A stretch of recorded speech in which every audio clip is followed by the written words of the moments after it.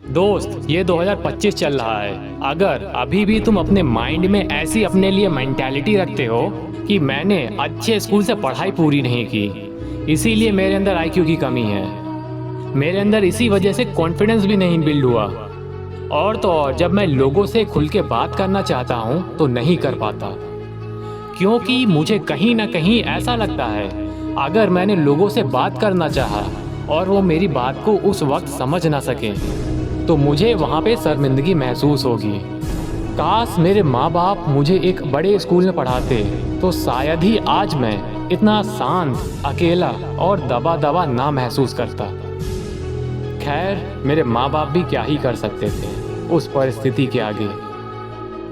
अगर अभी भी तुम्हारे माइंड में यही मेंटालिटी है कि मैंने अगर अच्छे स्कूल से पढ़ाई पूरी की होती तो मैं भी अच्छा होता, मैं भी कॉन्फिडेंट होता हर एक बात में, और मेरे अंदर भी आईक्यू होता, तो तुम बिल्कुल गलत हो। आईक्यू और कॉन्फिडेंस ये दो एक ऐसी चीज़ हैं जो किसी भी उम्र का इंसान किसी भी वक्त बढ़ा सकता है, लेकिन उसे उसका तरीका पता होना चाहिए, और यही तरीका तो आज के वक्त लोगों को पता नहीं है। इन दोनों को बढ़ाने का जो सबसे आसान तरीका है वो ये है, रीड अ लॉट, ज़्यादा से ज़्यादा पढ़ो, जितना हो सके उतनी किताबें पढ़ो, डेली अखबार पढ़ो, अखबार में ओपेड एक पेज होता है उसे पढ़ो, उसे चार्ट डालो। ओपेड ये क्या होता है? देखो, हर एक अखबार में एक ऐसा पेज होता है जहाँ पे अलग अलग लोग, समुदाय, अलग अलग इंसान, बाहरी इंसान और संगठन एक ही टॉपिक पे, एक ही विषय पे अपने विचारों को सामने रखते हैं और अपने नज़रिए को रखते हैं। जब तुम इसे रीड करोगे तो तुम्हारा भी एक ही हादसे पे एक नज़रिया होगा। जब तुम औरों के नज़रिए को पहचानोगे, समझोगे, तो तुम्हारा भी एक और नज़रिया बनेगा।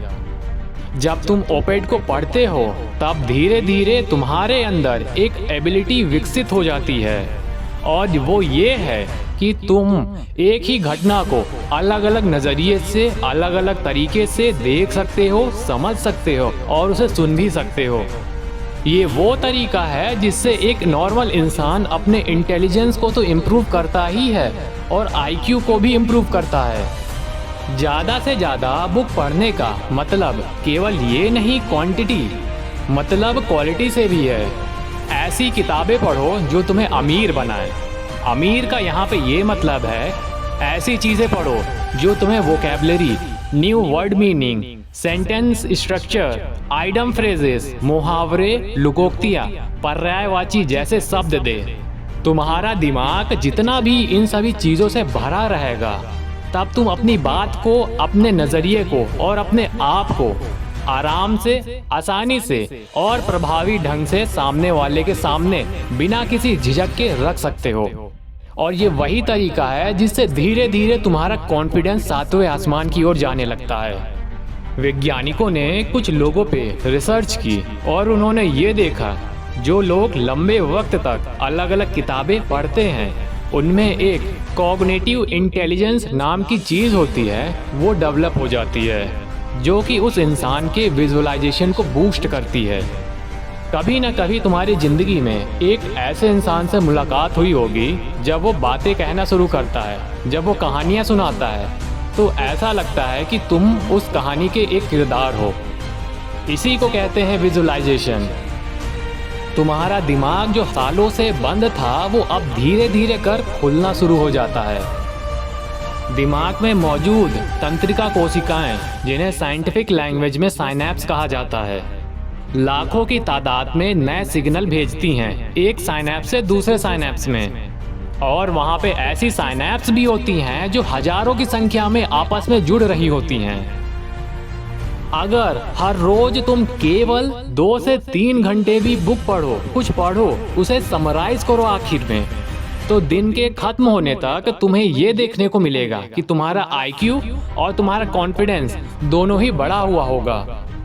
अपने बड़े बुजुर्गों से तुम लोगों ने ये लाइन तो जरूर ही सुनी होगी कि जितना पढ़ोगे उतना आएगा। शायद अब तुम्हें ये एहसास हो रहा होगा कि वो आखिर ऐसा क्यों कहते थे। मैं ये उम्मीद करता हूँ कि तुम्हारे अंदर इस वीडियो से 1% सकारात्मक बदलाव आया होगा। अब मिलेंगे किसी नए वीडियो में किसी नए टॉपिक के साथ। तब तक के लिए अपना ध्यान रखना। जय हिंद, वंदे मातरम।